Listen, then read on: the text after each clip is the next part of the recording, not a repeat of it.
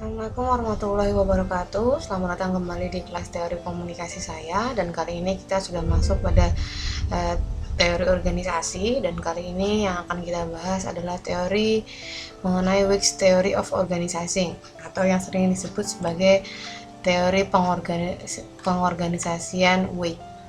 Oke, yang pertama, nah ini dia penemunya adalah Carl Wick. Jadi dia Profesor di Emeritus of Organizational Behavior and Psychology. Jadi beliau menemukan teori ini yang kemudian menjadi salah satu dasar pembahasan dalam komunikasi organisasi. Jadi ketika kalian belajar mengenai komunikasi organisasi, itu salah satu teori yang digunakan adalah teori milik si Wick ini ya. Oke, yang pertama, teori pengorganisasian Wick. Organisasi tidak dibentuk dari struktur dan fungsi jabatan, melainkan aktivitas-aktivitas komunikasi. Jadi sehingga Wick tidak menyebutkan sebagai organisasi, melainkan proses pengorganisasian. Jadi menurut si Wick tadi, organisasi itu tidak melulu tentang struktur, tentang pembagian tugas gitu ya, tapi lebih kepada aktivitas komunikasinya. Jadi tanpa adanya komunikasi dalam sebuah organisasi, itu tidak mungkin berjalan organisasi tersebut. Sehingga Wick menyebutnya lebih pada proses pengorganisasian. Jadi bagaimana orang-orang yang ada dalam sebuah organisasi itu mengorganisasikan atau mengkomunikasikan atau melakukan aktivitas komunikasinya. Sehingga di sini proses pengorganisasian adalah kegiatan pengurangan ketidakpastian dalam lingkungan yang ditetapkan berdasarkan perilaku yang melekat sebagai proses pendukung. Jadi seperti teori yang sebelumnya pernah kita bahas mengenai tentang ketidakpastian, itu juga ternyata dalam organisasi atau dalam sebuah organisasi itu juga dibahas di sini. Dan di sini menurut Wick, proses pengorganisasian itu salah satunya adalah kegiatan untuk mengurai ketidakpastian, tapi dalam lingkupnya organisasi, lebih ke secara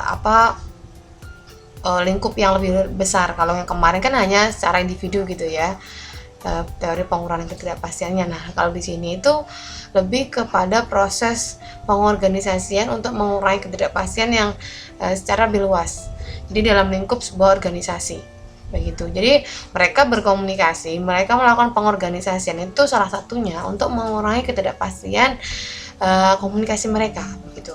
Asumsi utamanya adalah organisasi terdapat pada lingkungan informasi yang di dalamnya terjadi perilaku berkaitan antara anggota yang bertujuan untuk mengurangi ketidakpastian. Perilaku tertentu bertautan tersebut adalah komunikasi. Jadi orang-orang yang ada dalam sebuah organisasi itu kemudian menurut si Wick ini saling bertautan atau saling berkaitan dengan satu sama yang lain. Nah, di situ untuk mengurangi ketidakpastian yang nantinya bertujuan untuk mencapai tujuan organisasi tersebut pastinya begitu ya. Dan perilaku yang bertautan tadi antara satu orang dengan orang yang lain dalam satu organisasi itu disebut komunikasi menurut dia. Jadi di sini lebih pengorganisasian tersebut lebih pada perilaku komunikasi yang ada dalam sebuah organisasi tersebut begitu ya. Itu yang dimasukkan dalam asumsi utamanya. Berikutnya konsep teorinya itu adalah proses pengorganisasian, proses komunikasi untuk menyampaikan informasi guna mencapai tujuan organisasi. Nah, jadi proses pengorganisasian yang terjadi menurut konsep teori ini adalah untuk karena tadi ada kaitannya dengan komunikasi, perilakunya disebut komunikasi yang bertautan tadi. Nah, di sini prosesnya itu pasti berkaitan dengan proses komunikasi untuk menyampaikan informasi guna mencapai tujuan organisasi tersebut. Jadi setiap organisasi pasti menggunakan teori ini dalam menjalankan organisasinya, karena setiap organisasi pasti punya proses komunikasinya mereka. Bagaimana mereka menyampaikan informasi terhadap karyawannya, bagaimana pemimpin mengorganisasikan tugas pada karyawannya untuk mencapai tujuan organisasinya. Nah, itu pasti setiap organisasi memilikinya. Organisasi tersebut melalui proses komunikasi yang berlangsung secara terus-menerus antar anggotanya. Jadi memang terus-menerus. Jadi kalau kita pergi ke sebuah organisasi, sebuah instansi atau perusahaan, itu pasti komunikasi itu terjadi di mana-mana. Bahkan setiap detik, setiap menit itu pasti ada. Entah itu ada telepon, entah itu orang berkomunikasi, entah itu orang sedang rapat, entah itu orang sedang apapun itu. Jadi pasti ada terus-menerus gitu ya. Proses tersebut atau yang disebut dengan double interact atau interaksi ganda karena perilaku-perilaku yang bertautan antar individu dalam organisasi. Satu perilaku akan menimbulkan perilaku respon yang kemudian akan direspon kembali sebagai tindak lanjut. Jadi pasti akan terus-menerus ketika orang berkomunikasi dalam sebuah lingkup organisasi, itu akan direspon, kemudian akan dibalas dengan tindakan atau dibalas dengan menyelesaikan pekerjaan, kemudian menjawab telepon dan lain sebagainya. Nah itu pasti akan ada perilakunya akan terus menerus, kemudian ada double interaksinya yang kemudian saling respon, kemudian akan direspon kembali. Itu akan terjadi terus menerus ketika kita berada dalam lingkup organisasi pastinya. Kemudian interaksi ganda meliputi siklus tindakan, respon, dan penyesuaian.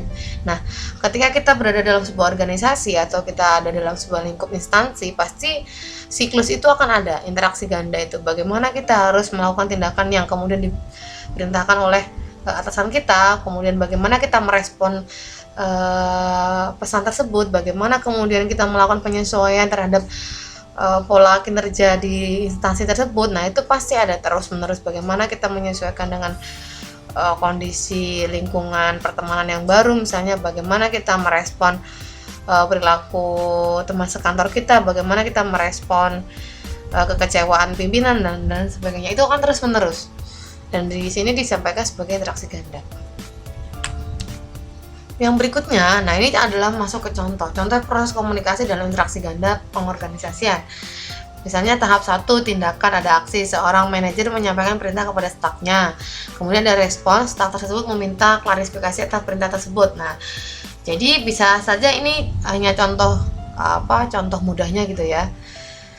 Ketika seorang manajer memberikan instruksi gitu kan, perintah untuk mengerjakan sesuatu pada stafnya, kemudian stafnya itu mengkonfirmasi perintahnya atau mengklarifikasi agar nanti apa yang dia kerjakan itu tidak salah atau sesuai dengan yang diperintahkan oleh si manajer tadi. Kemudian yang ketiga adalah proses penyesuaian, interaksi ganda. Manajer tersebut kemudian menjelaskan kembali perintahnya secara lebih mendetail. Nah, penyesuaian di sini bisa saja menjadi sebuah karena oke lah kalau gitu, daripada nanti salah, lebih baik si manajer menjelaskan kembali, ada proses penyesuaian untuk dijelaskan kembali agar lebih detail lagi, mungkin dia mengoreksi apa perintahnya tadi ya, lebih detail agar si staff itu lebih paham misalnya. Itu bisa menjadi sebuah proses penyesuaian. Begitu. Kemudian berikutnya ada lagi proses komunikasi dalam interaksi ganda pengorganisasian. Contoh lagi, kejadian antara manajer dan staf tersebut disebut sebagai proses sense of making. Nah, ini penjelasannya. Sesuatu tindakan akan diikuti oleh reaksi selanjutnya atau interpretasi atas tindakan tersebut. Jadi, ketika ada tindakan, itu akan memicu tindakan berikutnya atau interpretasi dari tindakan tersebut. Pastinya, ketika si manajernya menyampaikan ini, berarti si staffnya harus bagaimana dia menginterpretasikan perintah si manajernya begitu. Sense of making terjadi setiap saat dalam organisasi dan menentukan fungsi struktur organisasi. Dengan demikian, organisasi mampu mengurangi ketidakpastian dalam proses informasi yang bermanfaat untuk mencapai tujuan organisasi. Jadi sense of making itu adalah bagaimana seorang itu menginterpretasikan lah di sini ya, menginterpretasikan pesan yang diterimanya, informasi yang diterimanya sesuai dengan fungsi dari organisasi itu untuk mencapai tujuan organisasinya, sehingga proses penyesuaian tadi bisa jadi untuk mendukung berkurangnya atau untuk mendukung ketidakpastian yang timbul, untuk memperoleh informasi yang lebih pasti begitu ya, agar mencapai tujuan organisasinya. Nah itu yang penting di situ. Kemudian berikutnya sense of making dalam organisasi. sense of making dalam organisasi untuk mengurangi ketidakpastian informasi katanya, atau equivocality. Equivocality itu adalah ketidakpastian yang dihasilkan dari lingkungan informasi suatu organisasi yang mampu menimbulkan interpretasi berbeda tiap individu. Jadi wajar saja ketika kita ada dalam sebuah organisasi yang besar, kadang informasi yang kita terima itu terlalu banyak. Jadi wajar saja ketika kemudian informasi itu mengalami redukasi atau mengalami noise, mengalami gangguan, mengalami ketidakutuhan informasi, sehingga muncullah namanya equivocality atau yang disebut dengan ketidakpastian yang muncul dari komunikasi yang sedang berlangsung. Nah, ini sering terjadi dalam lingkungan informasi suatu organisasi, sehingga tadi penyesuaian yang kemudian muncul itu adalah untuk mengurangi ketidakpastian yang terjadi begitu. Karena interpretasi setiap orang pasti beda-beda. Jadi kadang satu kepala satu manajer, tapi ada beberapa kepala atau staff itu pasti memiliki interpretasi yang beda-beda. Sehingga wajar aja ketidakpastian itu muncul di situ. Karena kadang mereka memaknai perintah dari manajernya itu sendiri-sendiri begitu ya.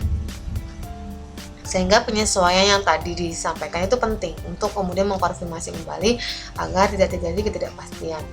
Segala informasi di lingkungan sekitar kita bersifat tidak pasti, ambigu dalam taraf tertentu, maka terjadilah aktivitas pengorganisasian untuk mengurangi ketidakpastian tersebut. Jadi pengorganisasinya penting. Jadi menyamakan persepsi, kemudian menyamakan sense of making tadi gitu kan, perlu agar si ketidakpastian itu semakin berkurang gitu ya, menyamakan gitu. Jadi perlu namanya pengorganisasian begitu. Nah, kesimpulannya adalah mempelajari organisasi adalah mempelajari perilaku pengorganisasian. Jadi kalau kita mau belajar tentang organisasi, berarti kita harus belajar perilaku pengorganisasian tadi, bagaimana informasi dalam sebuah organisasi, bagaimana aktivitas komunikasi yang ada dalam sebuah organisasi, bagaimana cara mengorganisasikan itu, bagaimana cara kemudian agar informasi itu menjadi lebih pasti. Nah, itu harus belajar namanya pengorganisasian.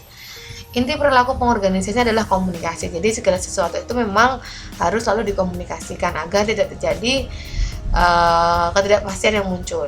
Organisasi bukan hanya struktur semata. Jadi perlu diingat, kalau kita berbicara mengenai organisasi itu tidak hanya struktur aja, pimpinan, sekretaris, bendahara, kemudian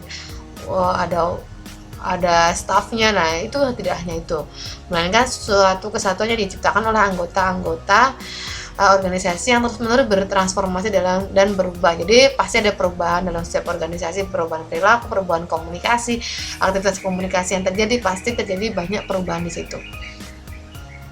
Aspek utama yang harus dilakukan untuk meneliti organisasi adalah memeriksa interaksi komunikasi yang terjadi dalam komunikasi. Jadi kalau kalian ingin melakukan penelitian mengenai komunikasi organisasi itu nanti bisa fokusnya ke interaksi komunikasinya. Misalnya bagaimana strategi komunikasi PT Angkasa Pura dalam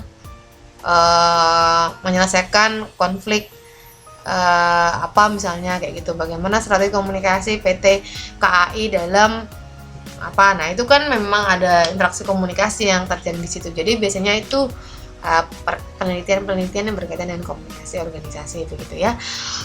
Oke, jadi sekian dari saya. Ada kurang lebihnya mohon maaf. Oke, jadi sekian dari saya. Ada kurang lebihnya mohon maaf. Bisa nanti ada tanya jawab di Google Classroom ya mengenai materi ini. Terima kasih.